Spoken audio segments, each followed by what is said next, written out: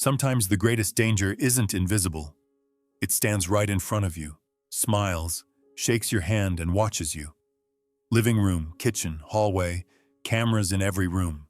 Small cameras that they call security and protection.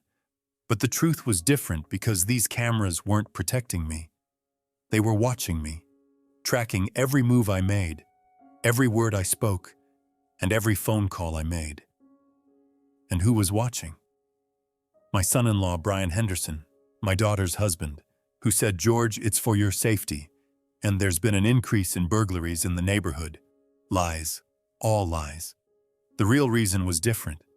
It was to watch me, to control me, and then to eliminate me. Because I was the only obstacle protecting my daughter, Susan. And Brian wanted to isolate Susan for money, for $2,300,000. This is me, George Mitchell, 70 years old, from Portland, Oregon. And this story is how I uncovered my son-in-law's dark plan and how I saved my daughter. Thanks to technology, thanks to cameras, and thanks to my grandson Jake, an MIT hacker and 19-year-old genius. While Brian was watching me, we were watching him, and the truth about the real Brian came out in his own handwriting. If you want to hear more stories about family manipulation, please subscribe to the channel and like this video. True stories about real people, real dangers, and real rescues. Sometimes the happiest moments are the harbingers of the most terrifying beginnings. My name is George Mitchell, and I'm 70 years old, living in Portland, Oregon, in the Laurelhurst neighborhood, with tree-lined streets, a nice, quiet neighborhood. I'm retired after working for 38 years at Intel Corporation as an electrical engineer with a good career and good retirement. My wife Patricia died 18 months ago in December 2021 from pancreatic cancer that went fast with 6 months between diagnosis and death. She was 68, which was too young and too soon. We had 46 years of marriage after getting married in 1976 when I was 24 and she was 22. And then I was alone for 18 months in a big house with 4 bedrooms. Just me, quiet, and very quiet. But I had my daughter Susan, our only child, who is 35 years old, a beautiful, smart girl working as a freelance graphic designer. After Patricia died, Susan was a great help by coming 3 times a week saying, "Dad, you're not alone and I'm here." A good girl, a loving girl. And then in March 2023, Susan met Brian through online dating on the Hinge app, with a first date, a second date, and everything happening fast. Brian Henderson was 38 years old, claiming to be a real estate agent at Keller Williams, who was successful and earned good commissions. He was a handsome man, 6 feet 2 inches with athletic build, blue eyes, and a bright smile that was too bright and too fake. When I first saw him in April 2023, something bothered me about his gaze. A cold gaze behind a smiling face where the eyes were cold. "George!" We finally meet. He shook my hand hard, very hard, in a display of dominance. "Brian," I said, "Susan talks about you a lot." "Me too. Susan is a wonderful woman and I'm very lucky," he replied. Susan was standing next to us, smiling with a happy smile and a loving smile. But I felt uneasy from instinct and 60 years of life experience because something was wrong, though I didn't know what. 2 months later, in June 2023, Susan told me the news. "Dad, Brian proposed," and I said yes. "What?" "It's only been 2 months," I exclaimed. "I know, Dad, but it felt right because Brian is perfect, and he loves me so much," she explained. "Susan, that's too fast. Maybe you should wait and get to know each other better," I suggested. "Dad, please, be happy for me because Brian is a good man, and you'll see," she insisted. What could I say when my daughter is happy? I just have to support her, right? "Okay, sweetheart. If you're happy, I'm happy," I agreed. The wedding was June 24th, 2023, a small wedding at Portland Japanese Garden with 50 people, simple and beautiful. Susan wore a white wedding dress, and Brian wore a tuxedo with smiles, kissing, and applause.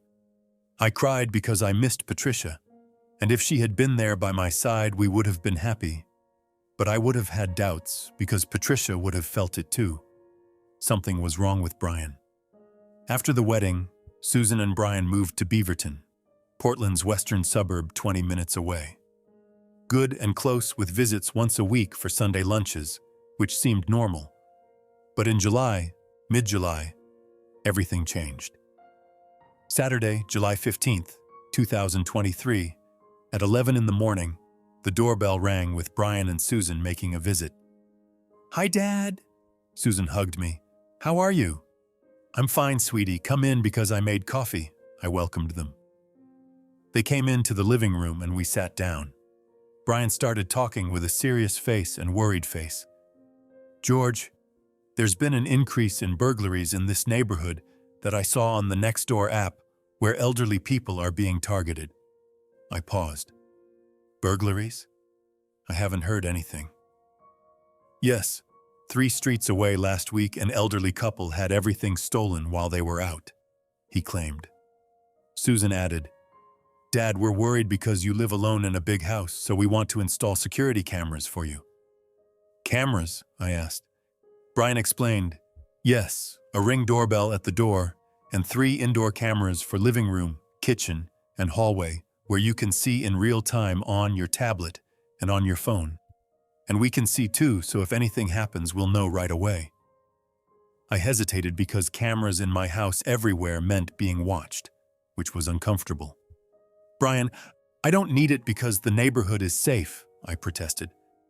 Susan pleaded, "Dad, please, for us and for peace of mind, because we lost Mom and we don't want to lose you too." Patricia. Susan used Patricia for emotional manipulation, though she doesn't know because she's just worried. "Fine.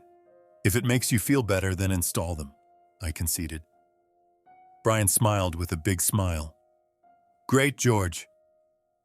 I'll come tomorrow to install it, which takes 4 hours and is easy." Sunday, the 16th of July, Brian arrived at 9 in the morning with a big box in his car containing Ring doorbell, Wise Cam with 3 of them, tablet, and cables.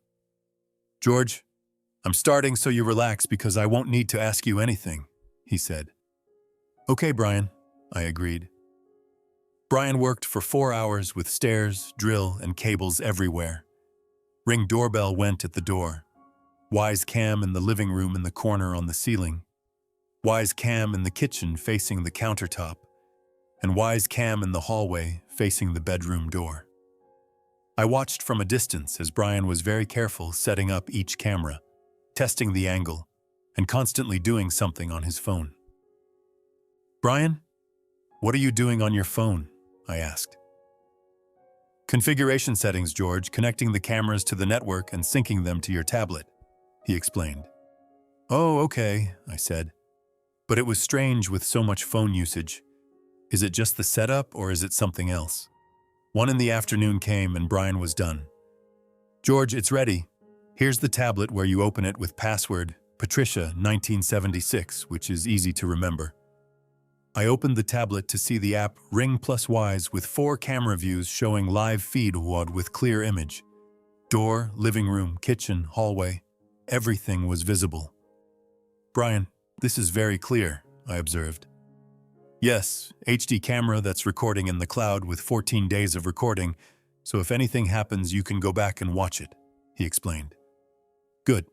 Thanks, Brian," I said. "You're welcome, George, because we care about you," he said while hugging me in a short, cold hug. Brian left, and I was alone looking at the cameras, small cameras everywhere watching me. For security and for protection, right? But discomfort grew inside me. Why? Late July and early August arrived, 4 weeks since the cameras were installed. Everything seemed normal, but Susan was changing slowly, and I noticed it. Sunday lunches no longer came with Brian.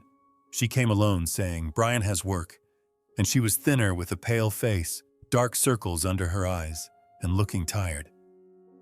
"Susan, are you okay? You've lost weight," I asked, concerned. I'm fine, Dad. I'm just tired because work's busy, she deflected. Are you getting enough sleep? I pressed. I am, so don't worry, she insisted. But I was worried because the look in her eyes showed worry and fear. August 12th, Saturday. I saw her by chance at the market where Susan was shopping alone. I approached her. Susan? Hello? She turned around shocked. Dad? What are you doing here? Shopping and you, I replied. Me too, but not now because Brian is waiting at home and I have to go, she said hurriedly. What? Let's just talk for 2 minutes, I suggested. No, Dad. Brian will wonder and I have to go. I'll call you later, she said. She left quickly without even finishing her shopping by going to the checkout, paying, and leaving. I stayed there in shock because Susan was scared of Brian. But why? Because Brian is waiting at home isn't normal and Brian will wonder isn't normal. These are control words and fear words. If Patricia were alive, Patricia would say, George, Susan is in danger because something is wrong. And she would be right because something is wrong, very wrong. That night I couldn't sleep as I thought long and hard. Brian is 38 years old, a real estate agent with quick marriage after 2 months, camera installation for security, and changes in Susan, who is thin, scared, and says Brian is waiting at home. This pattern is familiar. I'd read about it and seen it on TV. Domestic abuse, control, and isolation. But there's no proof, just suspicion and instinct. I have to do something by investigating. Who is Brian? What's his past? And why did he marry Susan? Monday, August 14th, 2023. I needed to call a private investigator, someone reliable. Internet search showed Private Investigator Portland, Oregon, with a list and a few names where I read the reviews. Daniel Chen with Chen Investigations was former FBI with 20 years of experience, good reviews, and reliable. I called, Chen Investigations, how can I help you? Can I speak to Mr. Chen? This is George Mitchell, I requested. 1 moment, they said. Hold music played for 30 seconds. Mr. Mitchell, this is Daniel Chen, how can I help you? He answered. Mr. Chen, I want a background check on my son-in-law Brian Henderson, who is 38 years old and a real estate agent at Keller Williams, I explained. Why do you want a background check? He asked. Because something's wrong. My daughter's changed. She's scared and seems controlled. And I don't know Brian or who he is, so I want to find out, I explained. Daniel paused. Mr. Mitchell, these are serious signs that could be domestic abuse. How long have they been married? 2 months since they got married on June 24th, I replied. That's very short. I'll do a background check in 2 days, maybe 3, with the fee being $1,200. Okay? He outlined. Okay, please do it, I agreed. Give me the address and I'll bring the file with the report, he requested. I gave him the address and hung up. 2 days to wait, and then I'll find out who Brian is. Wednesday, August 16th at 3 in the afternoon, the doorbell rang with Daniel Chen arriving, a man in his 40s, Asian with serious face and briefcase. Mr. Mitchell, I'm Daniel Chen, he introduced himself. Come in, Mr. Chen, and have a seat, I invited. We sat down as Daniel opened his briefcase and took out a thick file. Mr. Mitchell, I've done a thorough investigation on Brian Henderson, and the findings are disturbing. My heart raced. Tell me. Daniel opened the file. Brian Henderson, with full name Brian Michael Henderson, was born June 15, 1985 in Worcester, Massachusetts. He moved from Worcester to Portland in 2019. Why was he running away? He questioned. Running away from what? I asked. Daniel turned to another page. Because he had an ex-wife named Melissa Thompson with marriage from 2016 to 2018 for 2 years. An ex-wife? Did Brian tell Susan about this? I asked, shocked. I don't know. But worse is November 2018 with domestic violence arrest, where Melissa Thompson filed the complaint with allegation that Brian committed physical violence causing left wrist broken and restraining order issued, he revealed. The world stopped. What did you say? Physical violence? Yes. There's a police report from Worcester Police Department. Here, he said, while handing me the document. I read it with trembling hands. Incident Report number 2018-11-0847. Date November 18, 2018. Victim Melissa Ann Thompson, age 34. Suspect Brian Michael Henderson, age 33. Charges domestic violence assault. 4. Injury left wrist fracture with bruising on arms.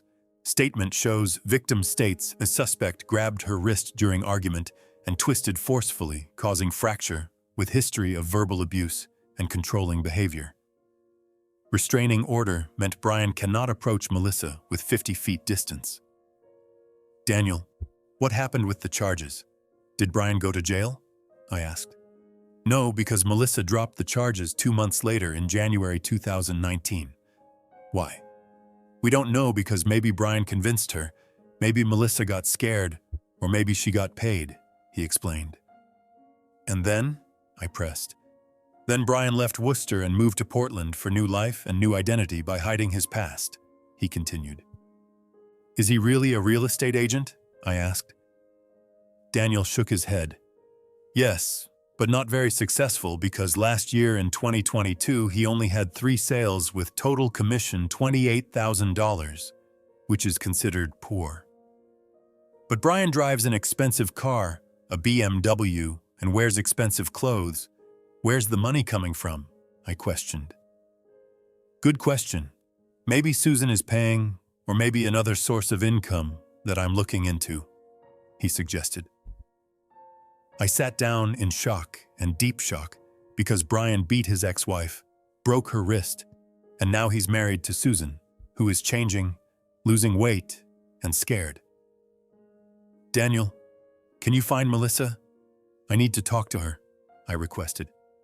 I can find her because she's still in Worcester, and I can give you the address, but George, be careful, because if Brian finds out, it could be dangerous, he warned. I know, but I have to protect Susan, so give me Melissa's number, I insisted. Daniel wrote and handed over a piece of paper. Here's Melissa Thompson's phone number in Worcester, Massachusetts. Thanks, Daniel. Anything else? I asked. One more thing about Brian's credit report, which is bad with credit score 580 and credit cards maxed out with total debt $32,000, and no foreclosure threat because he doesn't own a house since he rents with Susan, he revealed. So Brian has no money, I concluded. Yes, Brian is poor, and Susan is an only child who is the heir. How much estate do you have? He asked directly. I paused. The house is worth $800,000 with no mortgage. Retirement fund is $600,000. Savings is $400,000. And life insurance is $500,000 for total of $2,300,000. Daniel nodded. And Susan is the sole heir, so if Brian is married to Susan, then Brian gets access to it all because Oregon is community property state, where marriage is community property. So Brian married her for the money, I asked. Possible, very possible, because Brian researched Susan and learned she's an only child with wealthy father and dead mother, making the girl alone, vulnerable, and an easy target, he explained. My head was spinning. Daniel, what should I do? 1. Call Melissa to talk and get information about Brian by learning his pattern, he began. 2. Talk to Susan carefully by asking questions like, "Are you okay? Are you happy?" without letting Brian suspect anything, he continued. 3. Gather evidence because if Brian is dangerous with domestic violence, you need proof including video, audio, and messages, he added. 4. Ask me to keep working so I'll watch Brian and his every move, he concluded. I'll do it all, Daniel. Keep going and find out everything, I agreed. That evening, Wednesday evening at 7 o'clock, I dialed Melissa's number with trembling hands. It rang twice, then 3 times. "Hello?" A woman's voice, soft voice, answered. "Mrs. Thompson?" "Melissa Thompson?" I asked. "Yes, this is Melissa. Who is this?" she replied. "My name is George Mitchell, and I'm calling from Portland, Oregon, because I need to talk about Brian Henderson," I explained. Silence fell. Long silence. "Brian. Brian Henderson?" "Yes, your ex-husband," I confirmed. "He's not my ex-husband, but just my ex-boyfriend. We were engaged but didn't get married, thank God," she corrected. "I'm sorry, but Brian is now married to my daughter Susan, where they got married 2 months ago, and I'm worried because Susan is changing and something is wrong," I explained. Melissa took a deep breath. "Mr. Mitchell, please sit down because what I have to say is long." "I'm sitting and I'm listening," I assured her. "Brian Henderson is a manipulative person, a sociopath with no empathy who only knows what he wants and takes it by any means," she began. "Brian has a formula with 3 stages that's always the same pattern," she explained. "Stage 1 is isolation, where Brian separates you from the people around you, including your friends and your family, until you're left alone with only Brian remaining," she outlined. "How does he do it?"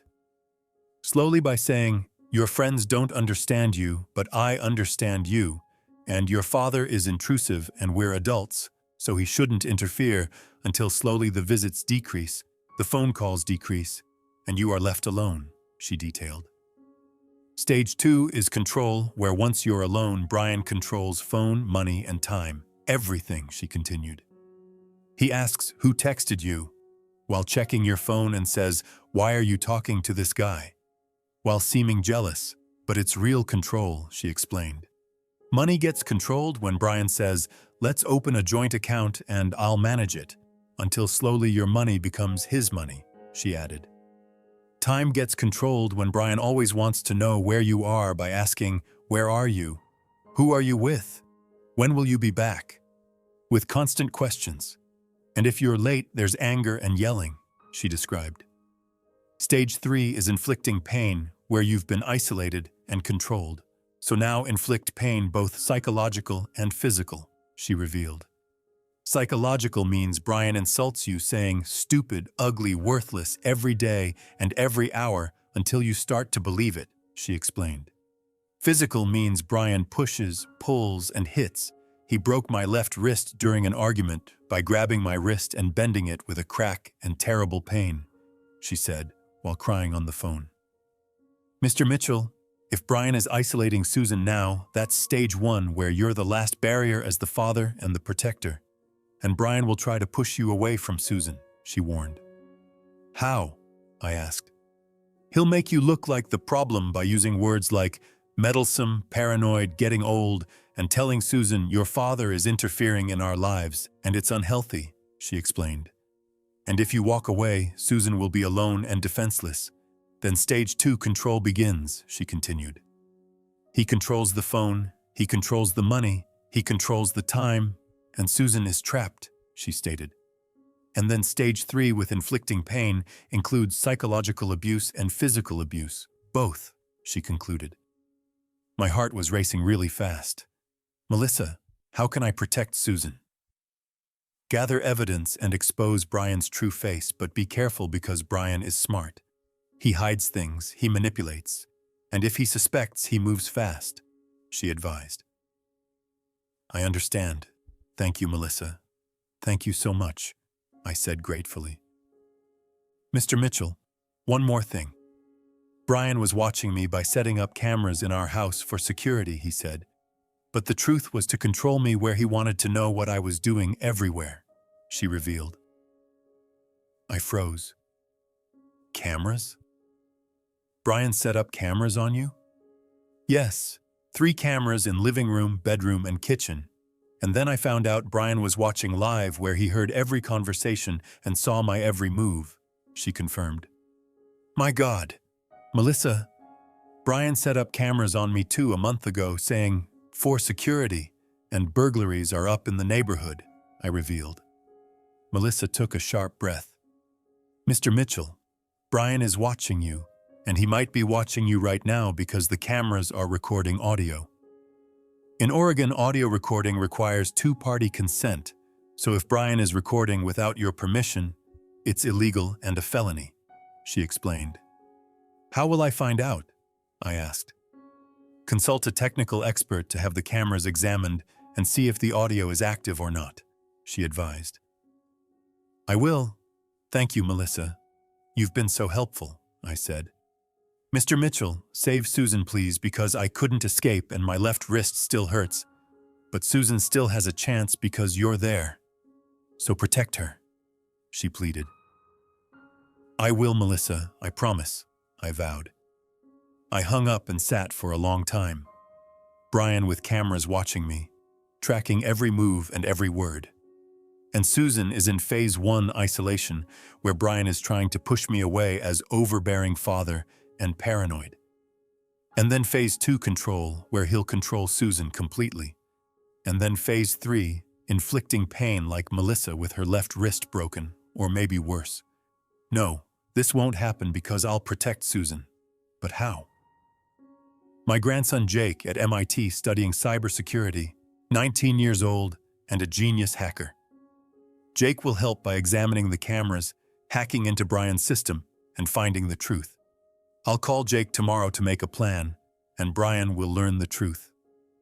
While we were watching him, he thought he was watching us, but now the tables will turn. I couldn't sleep that night as I thought and made plans. Cameras, Brian's cameras in the living room, the kitchen, and the hallway were watching me and watching everything. Melissa's words echoed. He's recording audio and hearing your conversations.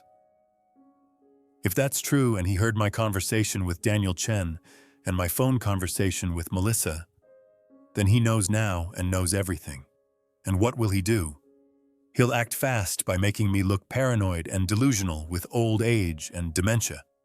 But he hasn't come yet and hasn't confronted me yet. Why? Maybe he's planning, waiting, and calculating the timing.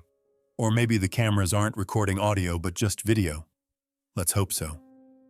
Morning came, Thursday, August 17th, 2023, and I made strong coffee. I picked up the phone and called Jake, my grandson at MIT studying cybersecurity. Hello? Grandpa? He answered. Jake, hello, how are you? I asked. I'm fine, Grandpa, and you? He replied. I'm fine, but I need your help with technical help urgently, I stated. What happened? He asked. Not on the phone. Can you come here to Portland this weekend? I requested. Jake hesitated. This weekend is impossible, Grandpa, but I can come next Wednesday for reading week with no school, so I can come. How long will you stay? I asked. A week, maybe 10 days, he estimated. Perfect! Come because it's very important, I urged. Okay, Grandpa. Flight on Wednesday, and I'll be there in the afternoon, he confirmed. Thanks, Jake. See you, I said. I hung up as Jake is coming in 6 days on Wednesday. But 6 days is a long time. What will Brian do until then? Afternoon came at 2 o'clock when the doorbell rang with Brian alone without Susan. I opened the door. Brian, hello? Hello, George, he said, without smiling, with serious face and cold face. Can I come in? We need to talk. My heart raced. Of course, come in. He came into the living room without sitting down but stood there looking at me long and hard. George, are you curious about my investigation? He asked. I froze. What? What investigation? Brian smiled coldly, very coldly. I was wondering, why are you investigating me by hiring a private investigator, Daniel Chen, and calling Melissa in Worcester? Why, George? Why are you digging into my past? The world stopped because Brian knows and knows everything. How? Cameras with audio recordings heard everything, including my conversation with Daniel and the phone call with Melissa. Everything. Brian, I stammered. Just what, George? Did you just want to get to know your son-in-law, or was it something else? he pressed. I tried to keep my voice calm. Brian, you're my son-in-law and Susan's husband, so I wanted to get to know you and learn about your past. Isn't that normal? It's not normal, George, because normal is asking me directly by saying, Brian, what's your past like?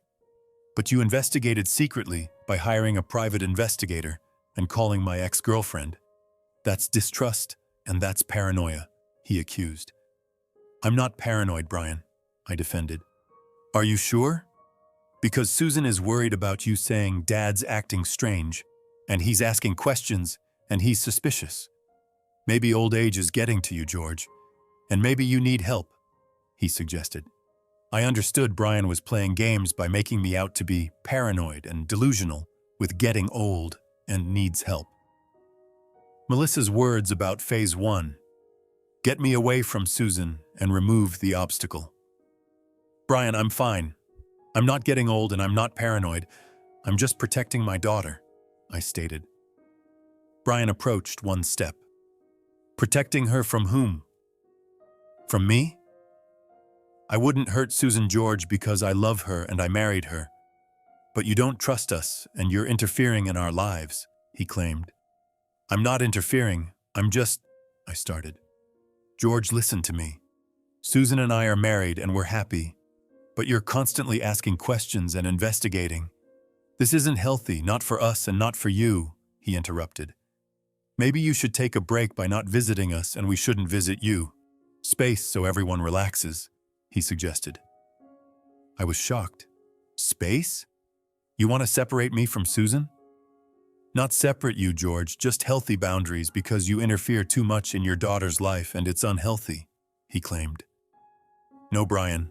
What's unhealthy is your past with Melissa and domestic violence and broken left wrist, I countered. Brian's face changed to anger, real anger. What did Melissa tell you? Everything. 3 stages, including isolation, control, and inflicting pain. And you're in stage 1 now trying to separate me from Susan, I revealed. Brian laughed a cold laugh. George, Melissa's a liar who's obsessed with me.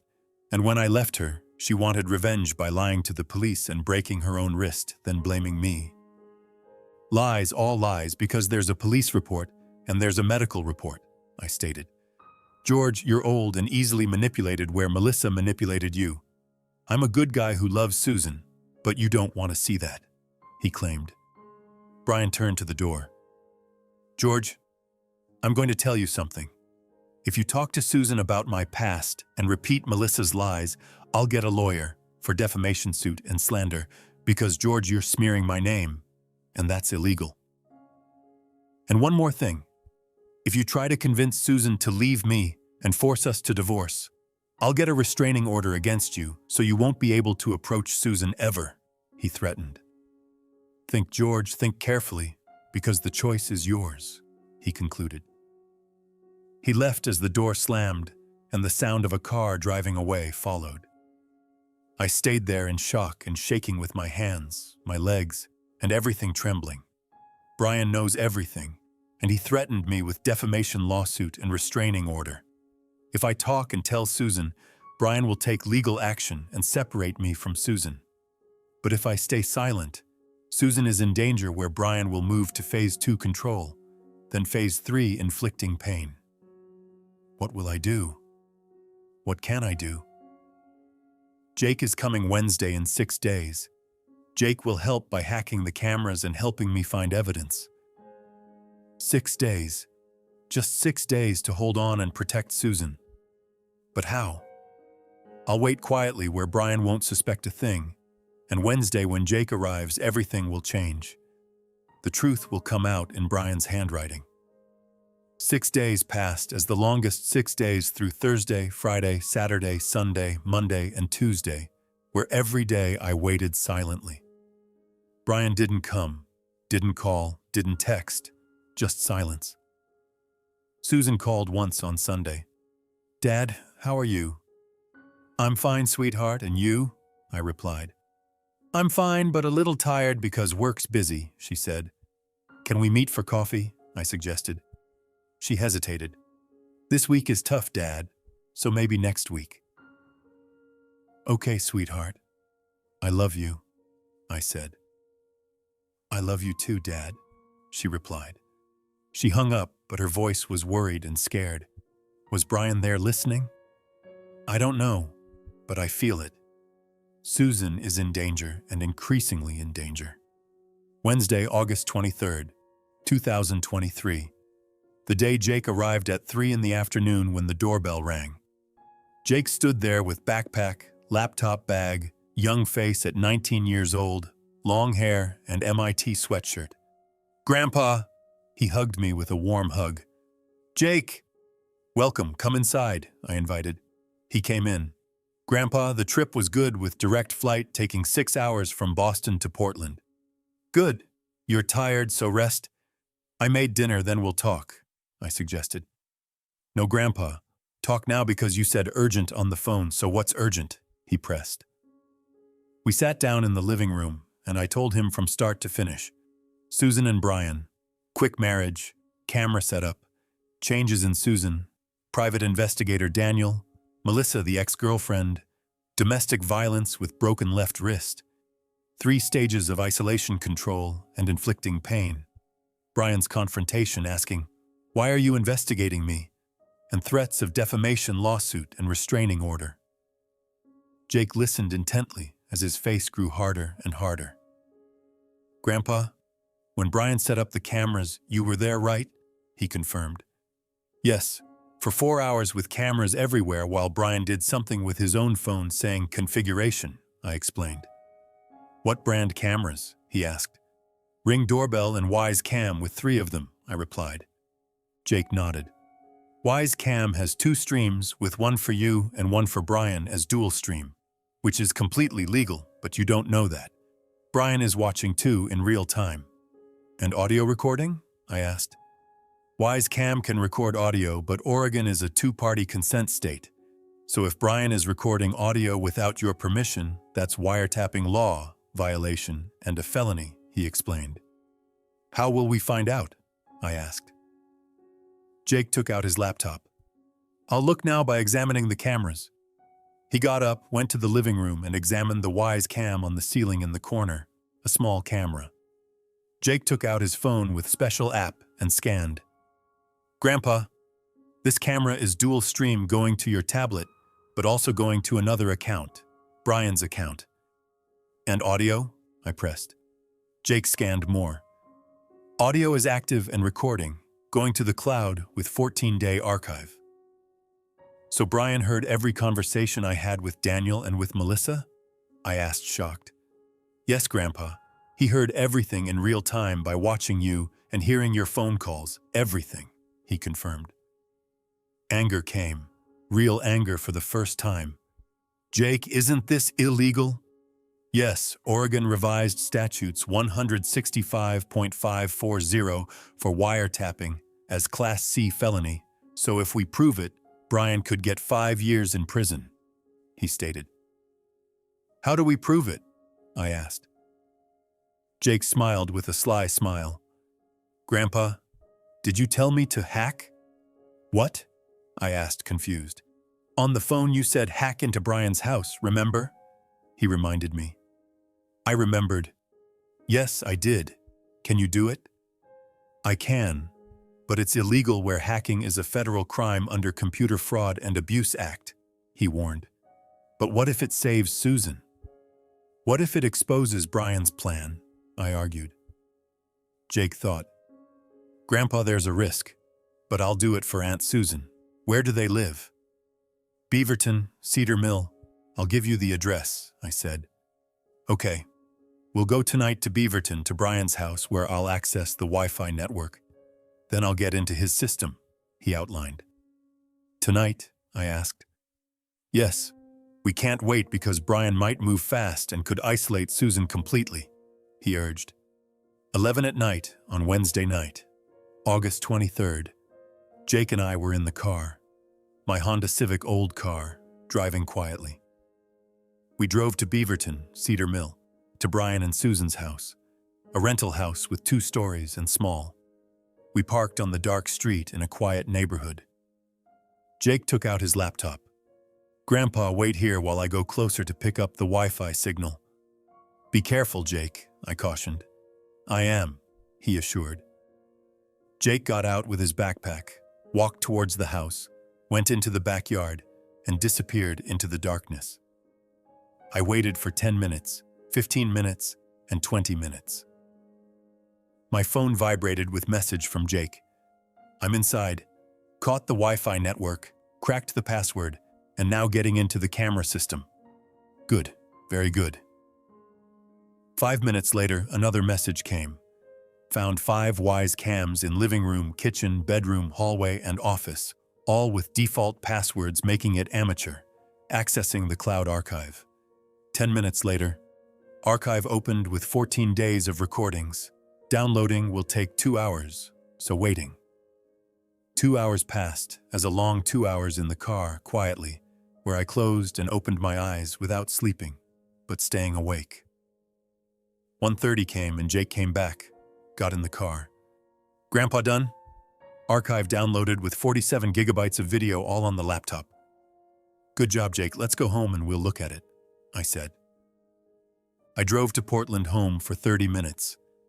We got home at 2 o'clock nighttime, where I was tired but excited about Brian's recordings and what's in them. Jake opened the laptop. Grandpa, watch. Here's Brian's house with 14 days of recording. On the screen showed the living room with Brian and Susan sitting on the couch talking, but no sound, just video. Jake instructed, turn on the audio. The audio came on with Brian's voice. Susan, don't tell your dad because George is paranoid and he's trying to break us up. Susan replied, but Dad's a good person who's just worried. Brian stated, he's not worried, Susan. He's obsessed because he's investigating me and hired a private investigator. This isn't healthy. Susan asked, shocked. What? A private investigator? Yes, Daniel Chen, who called my ex-girlfriend from Worcester named Melissa, who lied about me saying domestic violence, which is a complete lie, Brian claimed. Susan was silent and shocked. Brian continued. Susan, your dad is getting old, where maybe dementia is starting with paranoia and delusions, so maybe he needs help. Dad doesn't have dementia, Brian, Susan protested. Are you sure? Because his behavior is strange, where he asks questions and suspects things, which is not normal, Brian insisted. Jake paused the video. Grandpa, did you see that? Brian is manipulating you by making you look like you have dementia while telling Susan. Yes, phase 1 where he's trying to separate me from Susan, I confirmed. There's more. Watch, Jake said. Jake opened another video showing Brian alone in his office at his computer with camera as office camera. Brian was typing while looking at the screen at a Word document, a long document. Jake zoomed in. Grandpa, look, Brian is writing something. Now I'm playing the screen recording. Screen recording showed Brian's computer screen with Word document titled Y_I_married_Susan.docs. I read it with trembling eyes. I don't love Susan and never have. Susan is ordinary, not pretty, not smart, and boring. But Susan is valuable because Susan is the heir. Margaret Hayes, Susan's aunt, is 82 with net worth $2.3 million. Margaret never married with no children, so sole heir is Susan. Will is clear, entire estate to Susan. If I marry Susan, I control the money. Because Oregon is community property state, where marriage means equal shares. I get $1.15 million, but there's a problem. George. George is smart doing research. He found Melissa and learned about my past. If Susan finds out, divorce equals money gone. If Margaret finds out, will changed equals money gone. I have to silence George by making him appear delusional with old age, dementia, paranoia to convince Susan. Then Susan will distance herself from George and I win. Shock, total shock. Brian doesn't love Susan at all, but married her for the money, for $2.3 million. Jake opened another document. Grandpa, there's more. Here. Plan neutralize George.docs. Step 1. Set up camera to monitor George's every move July 16th. Set up with 4 cameras and audio active means I hear every conversation George has. Step 2. When George finds out you're investigating, make him look paranoid. August 17th. Confronted him asking, "Why are you researching?" Where George was surprised. Good. Now he's on the defensive. Step 3. Obtain fake psychiatric report. Marcus Pearson, old friend psychiatrist, won't examine him, but just write the report. George Mitchell, 70 years old, obsessive behavior, paranoid ideation, possible early dementia for $10,000 cash. He agreed. Step 4. Video montage to manipulate George's words. From camera recordings, George saying, "Brian dangerous." I'll edit it and show Susan, "Your father is trying to separate you from me with delusions." Objective: destroy George's credibility, make Susan disbelieve him, isolate George, and we win. Timeline: 2 weeks. Visit Margaret in early September for willingness conversation. But neutralize George first so he can't intervene. Jake paused the video and looked at me. "Grandpa, Brian is plotting to make you look paranoid with fake doctor and video manipulation. Everything." My head spun as reality spun and words spun. I don't love Susan. I married for money, and I have to silence George. "Jake, what else?" "Anything about Melissa?" I asked. Jake searched the files. "Yes, here. Melissa_incident_notes.docsx. November 2018, error. Premature violence." I had known Melissa for 8 months with wedding plans, but she started asking questions like, "Where do you work? Why is there no money?" Annoying questions. One night we argued about money where I lost my temper, grabbed her wrist, held it very tight, twisted it, heard crack sound, and she screamed. Then she went to the police filing report for domestic violence, where they arrested me. Restraining order because Melissa was scared and got scared. My mistake. Violence too early because 8 months isn't enough. I should have isolated her first, controlled her, then violence. I won't make the same mistake with Susan. Isolate first by separating her from George Check, then control her with phone, money, and time. Then, if necessary.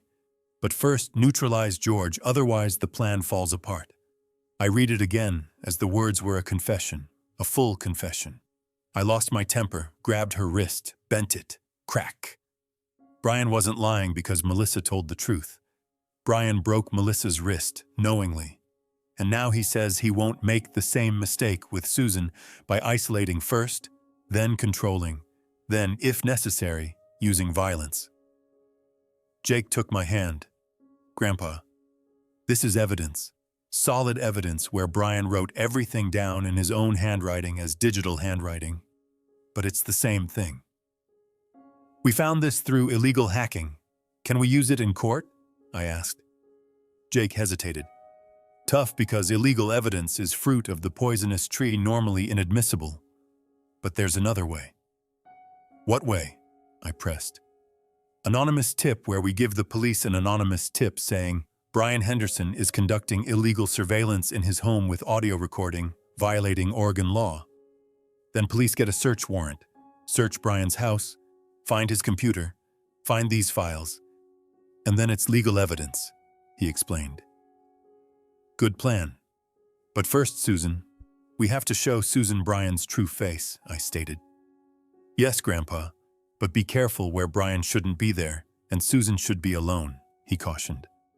Thursday, August 24th, 2023. At 9 in the morning, I called Susan. "Honey, can we meet today at home?" "It's important." "Dad, I have work," she protested. "Susan, please, it's very important and vital. 1 hour, just 1 hour," I pleaded. She paused. "Okay, Dad. I'll come at noon, 12 o'clock. Don't bring Brian, just you, okay?" I requested. "Why?" she asked. Susan, please, trust me. Just you, I insisted. Okay, Dad, I'll come alone, she agreed. I hung up and we got ready as Jake set up the laptop with videos and documents. Everything. 12 o'clock came, and the doorbell rang with Susan alone, weak and very weak with pale face and sunken eyes. Hi, Dad. She hugged me with a weak, fragile hug. Hi, sweetheart. Come in because Jake's here too, I said. Jake! Welcome! Susan hugged Jake. Nice to meet you, Aunt Susan, Jake replied. We sat down in the living room, the three of us with serious faces. Susan, I said, what I'm about to say is shocking, but you have to listen, okay? Susan looked worried. Dad, what happened? About Brian and his true face, I stated. Susan tensed. Dad, please, Brian's a good guy and we… Susan, listen, just listen, then decide, I interrupted. Jake opened his laptop.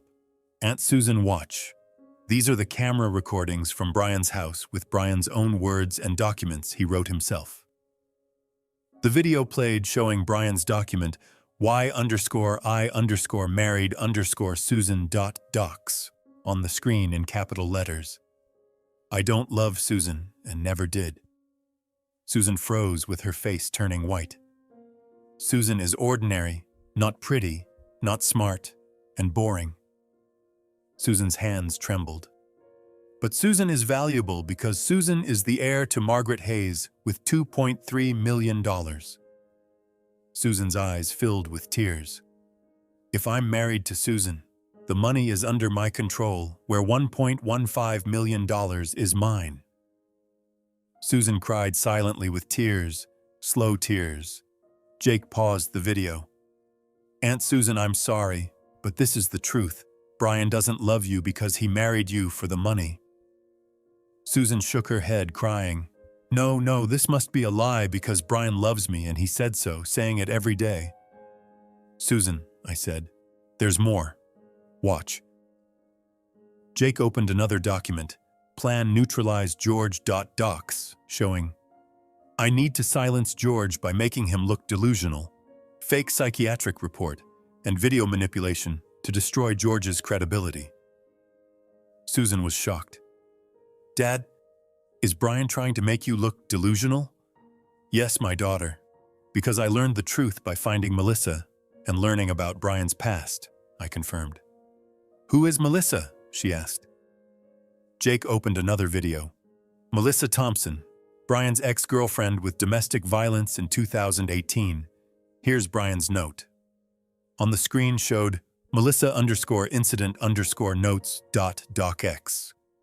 I lost my temper, grabbed her wrist, held it very tightly, bent it, crack sound, she screamed. And, my mistake, violence too soon. I won't make the same mistake with Susan. And first isolate, then control, then if necessary. Susan collapsed literally from the couch to the floor onto her knees, crying loudly. No. No. Is Brian planning to beat me? I went to her, knelt and held her. Susan, now you know, so now decide. What will you do? Susan trembled in my arms. Daddy, I'm scared. What will Brian do if he finds out? Jake stated, Aunt Susan, Brian won't find out yet because we'll go to the police with anonymous tip where police will arrest Brian for illegal surveillance. And then these documents will be found as legal evidence. And you file for divorce, get a lawyer, and get a restraining order so Brian can't come near you, he advised. Susan nodded. Yes, I will. But today, now I can't go home because Brian is there. And if I go and he sees me, he'll know something's wrong. Stay here with me today, tonight, and tomorrow to find a lawyer and make a plan. Then we'll move, I suggested. Okay, Dad, I'll stay here, she agreed. That afternoon, Susan called attorney Richard Morgan, a family law specialist with good reviews. Mr. Morgan, this is Susan Cooper, and I need urgent help because my husband is dangerous and planning domestic abuse, so I want a divorce and a restraining order. Richard replied, Ms. Cooper, we can meet today at 3 o'clock. Come to my office and bring evidence. 3 o'clock came at Richard Morgan's office in downtown Portland, modern building on 12th floor. Me, Susan, and Jake were the three of us together. Richard was around 50 with gray hair, serious face, and experienced lawyer. Jake opened his laptop.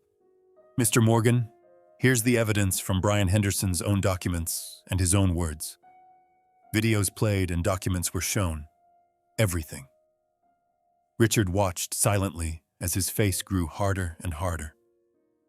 "Ms. Cooper, this is extremely serious where Brian's documents show premeditation because he's planning to isolate you, to control you, and to use force if necessary," he stated. "What should I do?" Susan asked. 1. Restraining order immediately as emergency protective order where Brian can't come near you, and if he violates it, then arrest, he outlined. 2. Divorce petition immediately where marriage annulment is even possible as fraud-based marriage because Brian entered the marriage under false pretenses, he continued. 3. Police report for illegal surveillance violating Oregon wiretapping law where Brian committed a Class C felony, he concluded. "How long will it take?" Susan asked. "Restraining order today where we'll go to the courthouse immediately for emergency hearing where judge will present evidence and make a decision," he began. "Divorce in 2 to 3 months where Oregon has 90-day waiting period. But in this case with fraud and abuse it can be expedited," he continued. "Police investigation is undetermined, but illegal surveillance is certain with evidence clear. So Brian will be arrested," he concluded. Susan nodded. "Do it, Mr. Morgan. Do everything because I want to get rid of Brian completely." 4 o'clock came at Multnomah County Courthouse for emergency hearing with Judge Linda Patterson. Small room held Judge Richard, Susan, and me with Brian absent for emergency, where Brian wasn't notified. Judge Patterson asked, "Ms. Cooper, you're requesting a restraining order, reason?" Susan explained, "My husband, Brian Henderson, is dangerous and planning domestic abuse where he assaulted his ex-girlfriend, breaking her wrist, and now I've learned he's planning the same thing for me." Richard opened his laptop. "Your Honor, the evidence shows documents written by Brian Henderson himself as digital documents with recordings from cameras in his own home. The videos were shown and the documents were read, everything." Judge Patterson watched intently, with face dead serious. "These documents, are these Brian Henderson's own writings?" Richard confirmed. "Yes, Your Honor, from Brian's own computer, where metadata shows author Brian Henderson with date August 2023. Judge asked, "And I won't make the same mistake with Susan. What does that mean?" "Your Honor, Brian physically abused his ex-girlfriend Melissa Thompson in 2018 with police report showing broken left wrist, and Brian admits this in the documents, so now he's planning to isolate, then control, then if necessary with Susan," Richard explained. The judge nodded. "I see. Ms. Cooper, do you live in the same house as Brian?" "Yes, but now I'm staying with my dad, and I'm not going back home," Susan replied. "Good decision. I'm issuing a restraining order where Brian Henderson may not approach Susan Cooper with 500-foot distance, and if violated, then arrest because police will be notified," the judge ruled. "And Ms. Cooper, I recommend you file for divorce because this marriage is fraud-based with strong case for annulment," she added.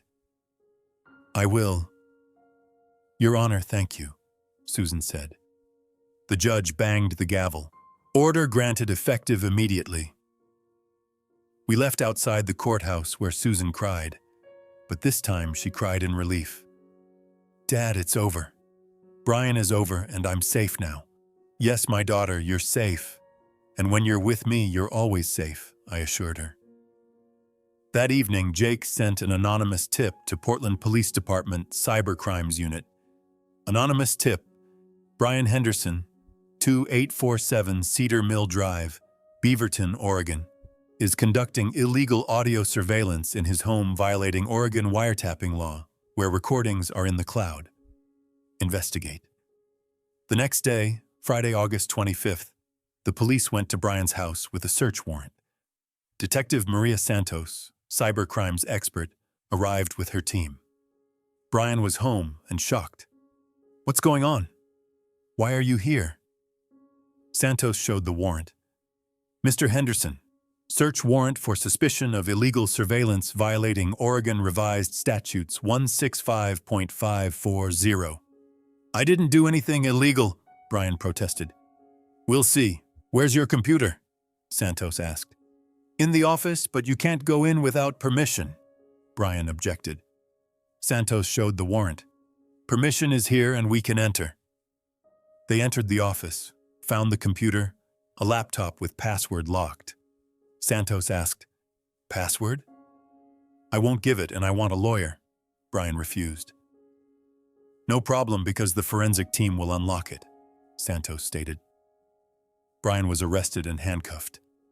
Brian Henderson, you are under arrest with charge of unlawful surveillance Oregon 165.540. You have the right to remain silent. Brian shouted. This is wrong. I'm innocent. Susan, where is Susan? Santos replied. Susan Cooper got a restraining order so she can't come near you and she filed for divorce. That's it, Mr. Henderson. Brian collapsed, covering his face with his cuffed hands. The forensic team unlocked the computer 2 hours later, finding files including y_I_married_Susan.docs, plan_neutralize_George.docs, and Melissa incident notes.docs, all of them. Santos called me. Mr. Mitchell, Brian Henderson was arrested, and we found shocking documents on his computer where Brian married Susan for money and planned to neutralize you. It's all written down. Thank you, Detective Santos. Is Susan safe? I asked. Yes. There's a restraining order where Brian can't come near her, and now he's in custody with bail hearing tomorrow, she confirmed. Saturday, August 26th, brought bail hearing at Multnomah County Courthouse. Me, Susan, and Jake sat in the front row with Richard Morgan beside us. Brian was brought in wearing orange jumpsuit, handcuffed, with beard grown out and tired face. He looked at Susan long as Susan looked away and looked at the floor.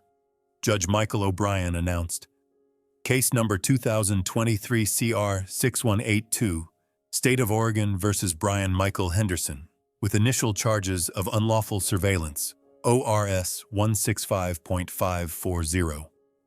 The prosecutor, District Attorney Jennifer Walsh, stood up.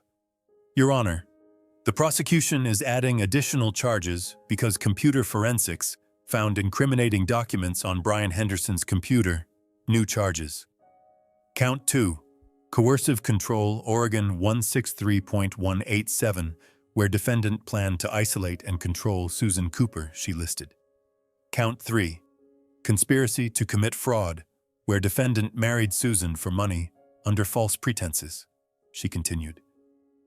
Count 4, Witness intimidation, where defendant planned to neutralize George Mitchell by destroying his credibility, she added. Count 5, Violation of restraining order pending. If defendant approaches Susan Cooper, she concluded. Brian's lawyer, a young man, objected. Your Honor, these charges are based on documents, but documents are thoughts, not thought crimes. Jennifer Walsh countered. Your Honor, the documents aren't thoughts, but a plan where Step 1, Step 2, Step 3 is written with checkmark, meaning completed, so Brian made a plan and executed it. And also Melissa Thompson will testify where Brian physically assaulted her in 2018 with police report and medical records showing a pattern, she added. The judge ruled, bail is denied. The defendant is dangerous with threats to Susan Cooper and George Mitchell plus flight risk, so defendant will remain in custody until trial. He banged the gavel. Next case. They took Brian away, and as he left, he turned looking at me with cold, angry look. But he's no longer a threat because he's handcuffed now, detained, and powerless. November 2023 arrived, 3 months since the arrest, and the trial began. The jury was selected and witnesses were called. Witness testimonies included Susan Cooper describing how Brian changed after setting up cameras, Melissa Thompson recounting the 2018 domestic violence with broken left wrist, Me explaining my investigation, discovering Brian's cameras, watching me. Jake Mitchell as cybersecurity expert, revealing Brian's dual stream cameras with illegal audio recording, and Dr. Linda Hartman as domestic violence expert, analyzing Brian's classic abuser cycle with 3 stages. The trial lasted 8 days as the jury retired and deliberated for 4 hours. The door opened. We have reached a verdict. Everyone returned to the courtroom as Brian came in with Susan beside me. Judge O'Brien asked, "Jury, your verdict?" The foreman stood up. Case number 2023 CR 6182, State of Oregon versus Brian Michael Henderson. Count 1, unlawful surveillance. Verdict, guilty, he announced. Count 2, coercive control. Verdict, guilty, he continued. Count 3, conspiracy to commit fraud. Verdict, guilty, he added. Count 4, witness intimidation. Verdict, guilty, he concluded. All counts, guilty, he summarized. Brian collapsed, burying his head in his hands. Susan cried freely, "It's over, Dad. It's really over." 2 weeks later came sentencing where Judge O'Brien ruled. Brian Henderson, the jury found you guilty on 4 counts with sentence. Count 1, unlawful. Surveillance, 3 years. Count 2, coercive control, 5 years. Count 3, conspiracy to commit fraud, 4 years. Count 4, witness intimidation, 2 years. Consecutive, totaling 14 years with parole in 7 years. 14 years. Brian got 14 years in prison. August 2024 arrived, a year since the trial. Susan got divorced with annulment as fraud-based marriage, where the marriage was deemed never to have existed, and she's getting better in therapy for PTSD treatment, slowly but improving. Jake graduated from MIT with cybersecurity degree and started a startup called Guardian Tech, providing technology security system for victims of domestic abuse with camera control, phone monitoring, and protection from abusers' digital surveillance, which became successful with first year having 5,000 users and second year projection of 20,000. Margaret Hayes, Susan's aunt, updated her will where the $2.3 million is still going to Susan, but with condition: Susan cannot marry without a background check where George Mitchell must approve. Smart woman understanding protection is needed. And I give talks on technology and domestic abuse prevention in Seattle, Portland, San Francisco, and big cities. And we were on 60 Minutes with Susan, Jake, and me in October 2024 for segment titled "The Cameras That Saved a Life" with 15 million viewers. And after the program aired, the National Domestic Violence Hotline received 4,800 calls from women within the first 48 hours, which was a record. Because the story is powerful about salvation through technology, where while Brian was watching us, we were watching him. And the truth came out in Brian's own handwriting. Today, August 15th, 2024, exactly 1 year since the cameras were installed, Susan came to visit with Jake here too, the 3 of us together in the garden at BBQ. Susan is smiling with a real smile, for the first time in a year, truly happy. "Dad," she says, "thank you because you saved me. If you hadn't investigated and stopped Brian, I would be—" "Don't say it, daughter. Don't say it because you're safe now, and always I will protect you," I interrupt. Jake adds, "Grandpa, you're a hero, but you know what's interesting? Brian was watching you with cameras. But those cameras ruined him, because the cameras were in Brian's house too, where Brian recorded his own crimes, his own evidence, his own words as digital footprint, and we found it. The irony, Brian used technology for control, but technology caught him," he concludes. Right, absolutely right, because Brian was smart, but not that smart. He used default passwords, he trusted the cloud, and he left digital evidence. Why I married Susan.docs. That document ruined Brian as his own handwriting and his own confession. And now 14 years in prison, where he'll be out in 2037 at 52 years old. Old, weak, and powerless. Susan will be 49 with a new life and maybe a new marriage with background check and my approval. The sun is setting in Portland on a beautiful, warm evening. Susan, Jake, and me as family are safe and happy. Technology saved us, but actually love saved us. A father's love and protective love. Brian wanted money, but I wanted Susan safe and happy. And we won. If you liked this story, please like the video, subscribe to the channel, and share your thoughts about this story in the comments. Click on the box on the left to listen to the next story.